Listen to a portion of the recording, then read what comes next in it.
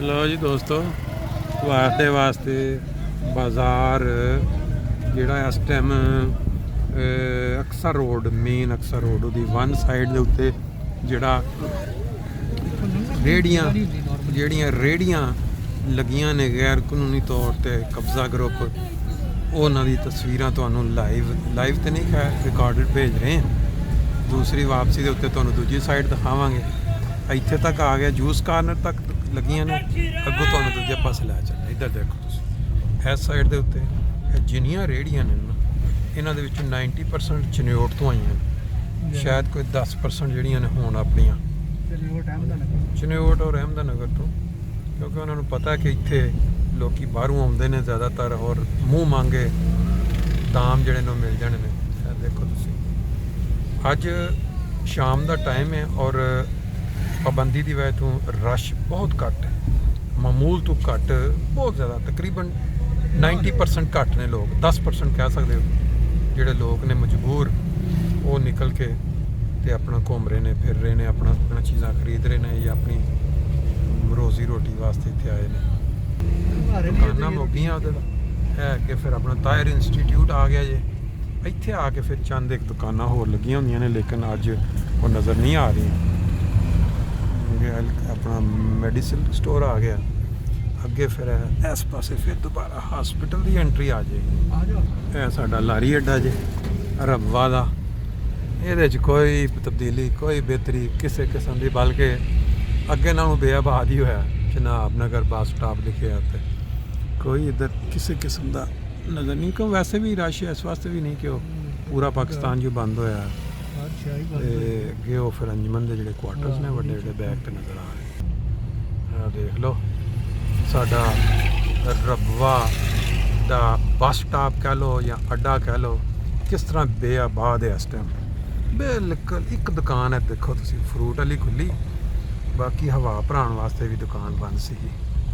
ਦੁਬਾਰਾ ਫਿਰ ਐਂਟਰੀ, ਅਸੀਂ ਅੱਡੇ ਤੋਂ ਚੱਕਰ ਲਗਾ ਕੇ ਵਾਪਸ ਜਿਹੜੀ ਸੜਕ ਮੁੜ ਰਹੀ ਹੈ ਨਾ ਅਕਬ ਹਸਪੀਟਲ ਨੂੰ, ਸਾਹਮਣੇ ਪਹਾੜੀ ਨਜ਼ਰ ਆ ਰਹੀ ਹੈ। ਇਹ ਆਪਣਾ ਤਾਹਿਰ ਹਾਰਟ ਇੰਸਟੀਚਿਊਟ ਦੇ ਜਿਹੜੇ ਮੈਂ ਪਿੱਛੇ ਬੈਕ ਤੇ ਕੁਛ ਹਿੱਸੇ ਨੇ, ਹੈ ਪਹਾੜੀ ਦਾ ਨਜ਼ਾਰਾ, ਪਹਾੜੀ ਦਾ।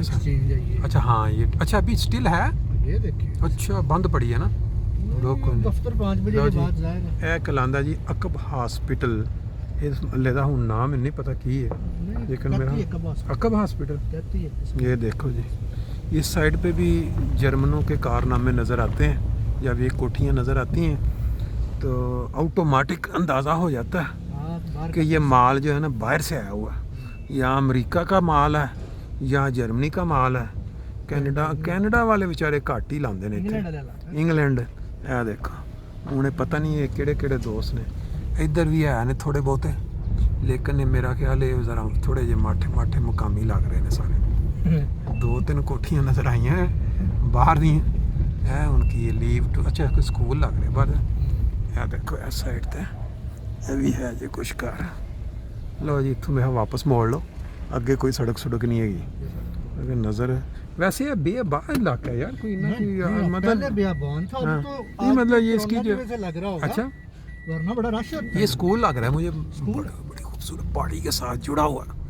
अगर ये कहीं ऐसे वो देखो ना पीछे गवर्नमेंट का स्कूल है, ज़बरदस्त भाई, क्या बात है। ऊपर तस्वीरें भी उन्होंने। लो जी, वापसी हो गई। साढ़े एक दोस्त ने उन्होंने फरमाइश थी असी गली एक्स्ट्रा अज बनाई ਲਈ है रिकॉर्डिंग च। ਹੁਣ ਉਹਨਾਂ ਦਾ ਘਰ ਵਿੱਚ ਆਇਆ ਕਿ ਨਹੀਂ ਆਇਆ, ਇਹ ਹੁਣ ਉਹ ਵੀ ਵੇਖ ਕੇ ਦੱਸਣਗੇ। ਇਹ ਖੰਭਾ, ਅੱਛਾ ਇਹ ਉਹਨਾਂ ਦੇ ਐਕਸਚੇਂਜ ਵਾਲਿਆਂ ਦਾ ਨਾ ਜਿਹੜਾ ਜੋ ਵੀ ਸਿਸਟਮ।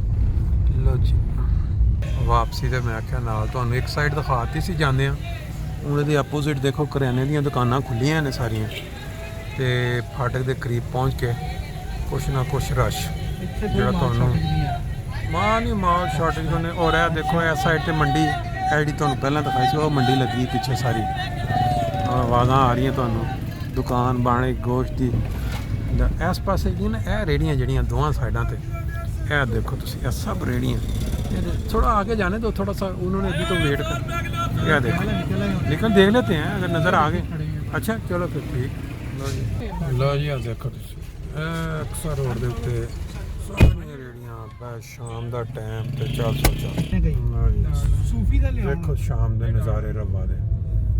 ਇਹ ਜੋ ਕਬਜ਼ਾ ਜੀ ਗਰੁੱਪ ਭਾਈ। ਜੋ ਰੇੜੀਆਂ ਵਾਲੇ ਜਨਾਬ ਜਿਹੜੇ ਨੇ ਹੈਂ?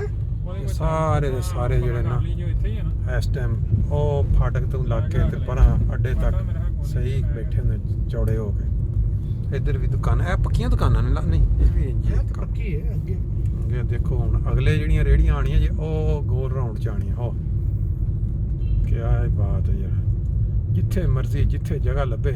ਇਹਨਾਂ ਦੀ ਲੱਗਦਾ ਕੋਈ ਸਪੈਸ਼ਲ ਡੀਲ ਹੋਈ ਹੈ। ਇਹ ਜਿਹੜੇ 5-7 ਰੇੜੀਆਂ ਵਾਲੇ ਨੇ ਨਾ ਇਹ ਰੌਂਡ ਦੇ ਨਾਲ ਬੜੀ ਅੱਛੀ ਜਗ੍ਹਾ ਹਰ ਬੰਦੇ ਦੀ ਨਜ਼ਰ ਪੈਂਦੀ ਇੱਥੇ। ਐਵੇਂ ਬੈਠੇ ਕਿੱਧਰ ਜਾ ਰਿਹਾ ਹੈ ਭਾਈ ਇੱਕ ਨਜ਼ਰ ਬਸ ਇੱਥੇ ਦੇਖ ਉੱਤੇ ਪਾਸੇ ਜਾ ਰਹੇ ਆ ਉਹ ਖੈਰ ਇੱਥੇ ਨਾ ਮੁਕਾਮੀ ਇਹ ਆਏ ਉਹ ਦੇਖ ਆਏ ਵਿੱਚ ਵੀ ਆਏ ਉੱਥੇ ਪਾਸੇ ਕਿਹੜੀ ਆਉਣ ਵਾਲੇ ਕਿਵੇਂ ਬਾਤ ਦਾਰੁਰ ਰਹਿਮਤ ਦੇ ਦੇਖੋ ਤੁਸੀਂ ਦੇਖੋ ਲੱਭ ਗਿਆ ਨਾ